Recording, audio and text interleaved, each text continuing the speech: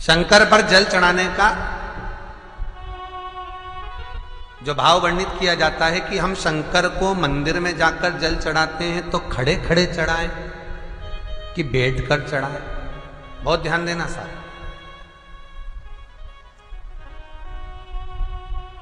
शंकर में मंदिर में जाकर हम भगवान शंकर को जल चढ़ाएं तो खड़े होकर चढ़ाएं कि बैठकर चढ़ाएं। अब दो तरह का शिवलिंग है मंदिरों में, दो तरह का शिवलिंग का निर्माण होता है, ठीक है। एक विष्णु शिवलिंग, एक शक्ति पार्वती शिवलिंग। दो तरह का शिवलिंग मंदिरों में होता है, दो तरह का शिवलिंग मंदिरों में होता है, समझ लेना बहुत अच्छी तरह से। एक शिवलिंग वो होता है जो जमीन पर डायरेक्ट जलाधारी रहती है, शिवलिंग रहता है, ऐसी जलाधारी पूरी की पूरी, और शिवलिंग जमीन पर रखा रहता है, भूमि पर रखा रहता है, डायरेक्ट जमीन पर। आप जल ले जाकर चढ़ाए, निकल गया रास्ते से। एक शिवलिंग जो जमीन पर डायरेक्ट शंकर भगवान की जलाधारी और शिवलिंग रखा रहता है, वो शक्ति शिवलिंग कहलाता है। पार्वती का हस्त कमल उस शिवलिंग के सम्मुख में, और दूसरा शिवलिंग एक डमरू जैसा होता है। अब वो हम उसको कैसे वर्ण, डमरू शिवलिंग होता है, ऐसा उसका स्टैंड होता है, ऐसा स्टैंड होता है, नीचे शिवलिंग रखने की जगह होती, फिर ऐसा होता है, फिर उसके ऊपर इस तरह शिवलिंग रखा होता है। देख, दर्शन करें आप लोगों ने। अब फिर इसके ऊपर शंकर भगवान का शिवलिंग रखा होता है, ठीक है। इस तरह का जो शिवलिंग होता है, एक डायरेक्ट नीचे रखा हुआ शिवलिंग, और एक भगवान जो नीचे डमरू जैसी आकृति होती है, इस पे जो डमरू जैसा जो भाग बना होता है, ये भगवान विष्णु का हस्तकमल है, और ऊपर का जो भाग है वो भगवान ब्रह्मा का हस्तकमल है। इसको विष्णु शिवलिंग कहते हैं।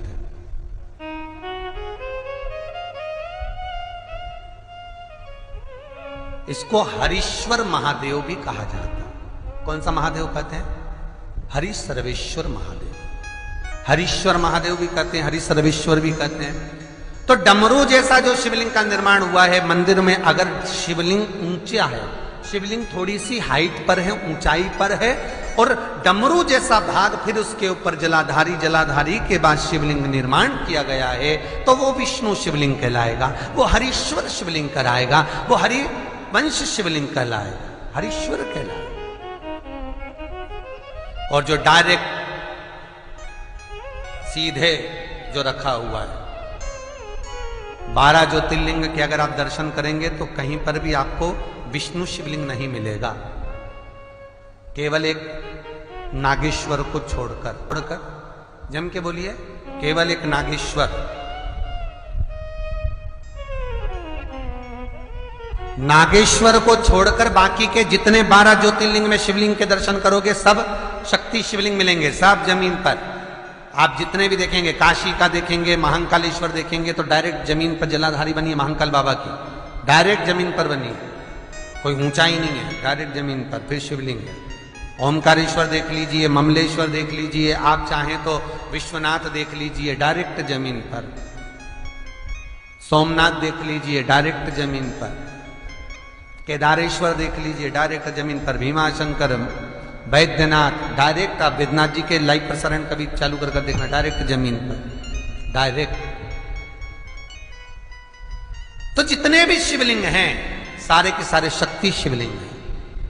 जो डमरू के भाग पर रखा हुआ है वो हरीश्वर शिवलिंग, विष्णु के हस्तकमल पर जो रखा है, तो शास्त्र कहता है आप शक्ति शिवलिंग का जब जब अभिषेक करें, बहुत ध्यान रखना अपनी जिंदगी में इस प्रसंग को श्रावण के महीने में बहुत ध्यान रखना। आपके आसपास में भी मंदिर हो तो उस पर ध्यान रखना। जो शक्ति शिवलिंग हो उस पर जब भी जल चढ़ाना तो बैठकर चढ़ाना, बैठकर चढ़ाना। शक्ति शिवलिंग पर जब भी जल चढ़े, भले शिवलिंग कितना भी ऊंचा हो, कितना भी ऊंचा हो, तो संघी से चढ़ा दो, पर जल बैठ कर चढ़ाइए। भले शिवलिंग ऊपर है, पूरा तरह से हाथ नहीं पहुंचा, जैसे सोमनाथ जी में अब शिवलिंग कितना बड़ा है, महाकालेश्वर का शिवलिंग कितना बड़ा, तो उसको तो बैठकर स्नान नहीं करा सकते। भले शिवलिंग कितना भी ऊंचा हो, पर अगर भूमि टच है, शिवलिंग अगर भूमि टच है, शक्ति शिवलिंग है, तो भले आधा शिवलिंग नहाए, आधे पर पानी जाए, पर बैठकर ही स्नान कराया जाता है। और महाराज यदि हरीश्वर शिवलिंग है, अर्थात भगवान विष्णु के हस्त कमल पर, ब्रह्मा के हस्त कमल पर यदि शिवलिंग है, तो वो शिवलिंग का जब भी स्नान कराएंगे, अभिषेक कराएंगे, पूजन कराएंगे, तो खड़े होकर ही करना है। और खड़े होने का भी तरीका होता है, दोनों चरण बराबर में रखकर कभी भी शंकर भगवान के शिवलिंग का स्नान नहीं कराया जाता।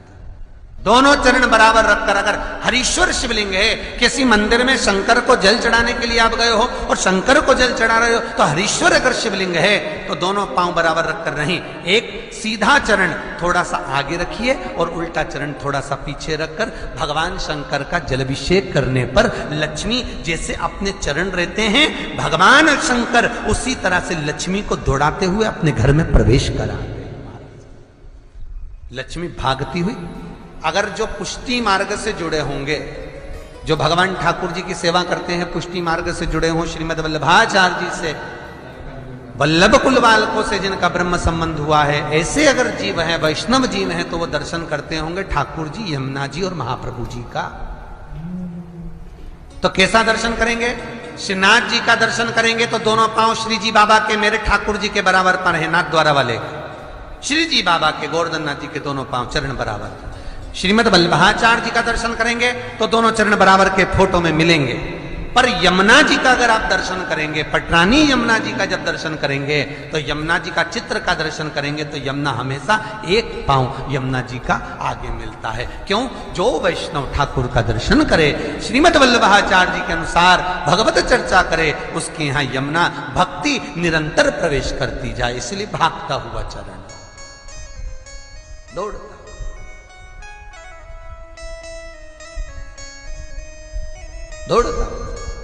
तो शंकर भगवान का अगर हरीश्वर शिवलिंग है, कहीं शिवलिंग डमरू आकृति पर, अगर ऊंचाई पर है, हरीश्वर है, तो फिर जल खड़े होकर चढ़ाए, चरण आगे पीछे। बहुत ध्यान देना महाराज, हरीश्वर शिवलिंग का वर्णन किया महाराज, बहुत सुंदर बात कही है, बहुत ध्यान से सुनिएगा। शक्ति शिवलिंग के ऊपर जो जलाधारी लगती है, शक्ति शिवलिंग के ऊपर जो जलाधारी लगती है, वो 5 मिनट, 10 मिनट, आधा घंटा रखकर 24 घंटे के लिए हटा सकते हो। शक्ति शिवलिंग के ऊपर जो जलाधारी लगती है, वो 15-20 मिनट रखकर, आधा घंटा रखकर आप हटा सकते हो। पर हरीश्वर शिवलिंग के ऊपर, भगवान विष्णु के हस्त कमल पर जो शिवलिंग का निर्माण आपको भी वर्णन किया, अगर वो शिवलिंग है तो उस पर जलाधारी अगर लगी है, तो कम से कम 5 घंटा, 8 घंटा तो जलाधारी को रखना पड़ेगा ही।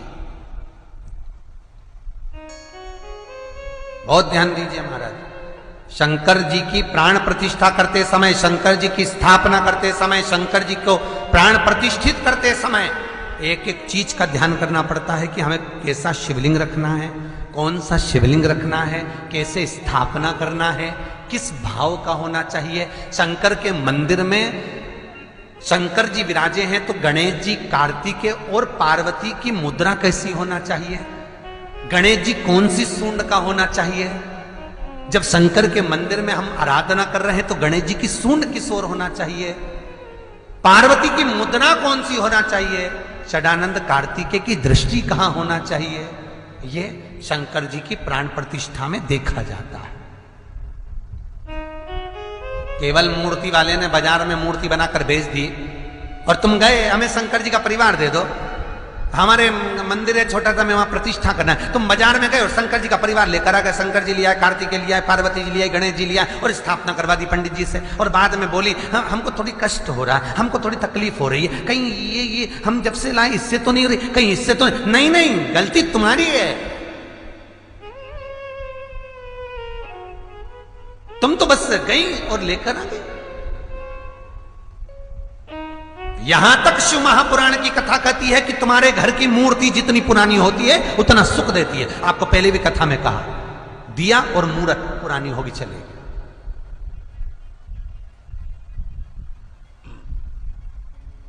पुरानी चढ़े हुए जल को जब आप थोड़ा सा लेकर आते हो, आपको बताया था ना कि खाली लोटा नहीं लाना चाहिए, खाली कलश शंकर जी के मंदिर से वापिस नहीं लाना। शंकर भगवान को जल चढ़ाया, चढ़ाने के बाद थोड़ा सा जल हाथ में या कटोरी में या कलश में झेल लिया, भले 2 बूंद लाओ पर अपने घर पर लेकर आओ। उस 2 बूंद जल का भी स्पर्श कलश के अंदर हाथ की 3 उंगलियां लगाकर अगर त्रिशूल पर टच कर कर मात्र आपने उस कलश के अंदर लगा दिया और वो जल भी आपने अपने घर पर छोड़ दिया, छीट दिया या उसका आचमन मात्र हो गया, तो व्यक्ति का यश बढ़ना अपने आप प्रारंभ हो जाता है, उसकी यश की प्राप्ति उसको होने लगती है। शिवलिंग पर जल चढ़ाने का नियम जाने और